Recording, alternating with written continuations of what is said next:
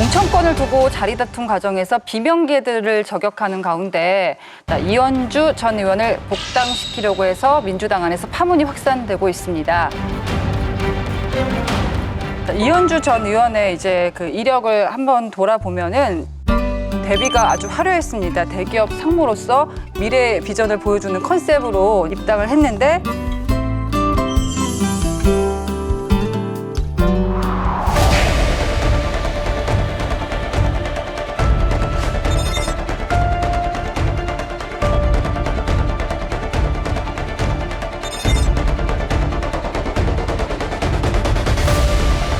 그다음에 머리를 깎습니다. 황교안 전 대표와. 세 가지 이유를 들었었어요. 조국 전 장관을 임명한 문 대통령을 향한 경고다. 검찰 수사를 격려하고 동시에 감시하겠다. 또 국민에게 함께하자는 메시지로 삭발을 했었고 이준석 대표와 친밀하게 다니다가 3당이 아닌 지금 민주당을 가겠다는 의사를 밝힌 상태입니다. 자, 이재명 대표는 왜 이현주 전 의원에게 손을 내밀었을까요? 그게 들리는 얘기에 따르면 이현주 전 의원이 저희가 들리는 얘기예요. 제가 직접 들은 건 아니고요. 이현주 의원한테. 정성호 의원한테 먼저 전화한 거 아니에요? 이현주 전 의원이. 아니 제가 한번 할 테니까 맞는지 틀리는지. 그 정성호 의원한테 홍익표 원내대표가 얘기한 이현주 의원과 친분이 아주 가깝다는 분이 정성호 의원이랑 설이 먼저 돈다. 전화를 해가지고 이재명 대표가 전화를 하면 뭐 이렇게 얘기한 거 맞죠? 그래서 이재명 대표가 전화를 하고 그걸 이현주 의원이 공표를 하면서 전화가 와서 복당을 고민 중이다까지 얘기했는데 아직까지 복당이 안 되는 것이 이현주 의원의 고민인지 아니면 이재명 대표가 그럼 들어오면 공천 한 자리를 줘야 되는데 지금 반발이 심해서 계속해서 그냥 장고하고 있는 것인지 그게 지금까지 들리는 얘기인데 맞아요? 맞습니다. 정의규 의원님이 저 민주당 사장도 잘하시네요. 정보통이에요, 정보통. 맞아요.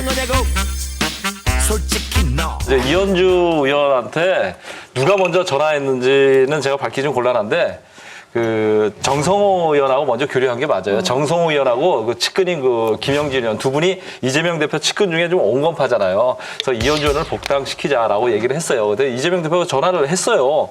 근데 이번 문제는 이재명 대표가 결자 해제해야 되는 문제예요. 그런데 지금 당 원내대표는 홍익표 의원이 방송에 대고 질렀잖아요. 이현주 의원이 정말 윤석열 정부의 어떤 문제점과 그리고 민주주의를 지키기 위해서 한다면 좀 더 선당우사하는 모습을 보여주는 게 필요하지 않을까, 복당한다 하더라도. 예를 들면 뭐 공천 신청을 험지한다든지 예를 들면 이런 게 되는 건가요?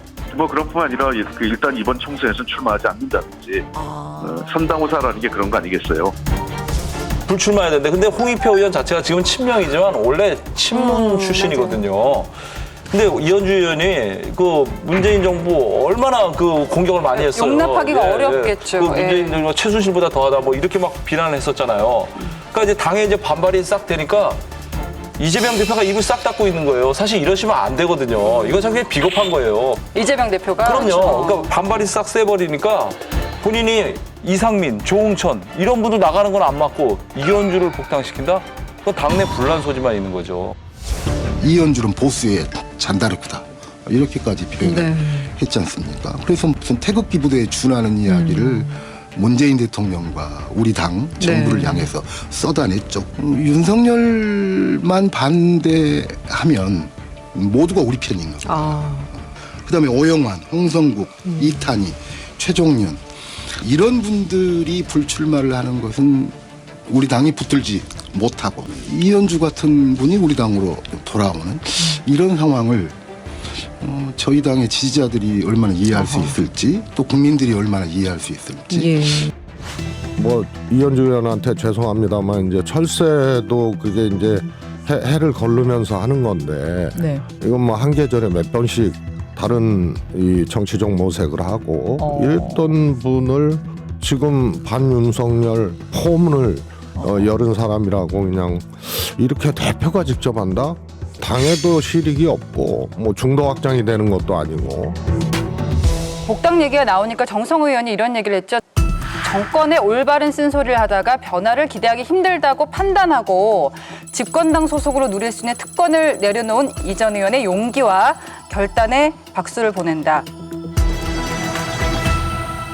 이분이요, 네. 집권당 소속으로 특권을 누리질 못하신 분이에요. 지역구도 그때 자기 원할 지역구 못 나갔는데 부산에서 딴 데로 밀렸어요. 그런 분이고 지금 저도 이해가 안 되거든요. 이게 말이 되는 소리를 해야지. 이게 이분들이 판단력이 이렇게 흐려졌나? 이거 저격수라는 거잖아요. 그 윤석열 저격수로 쓰겠다라는 거고 두 번째로는 이제 그 인식이 뭐냐면 문재인 저격수로 인식이 돼 있거든요. 그러니까 반문.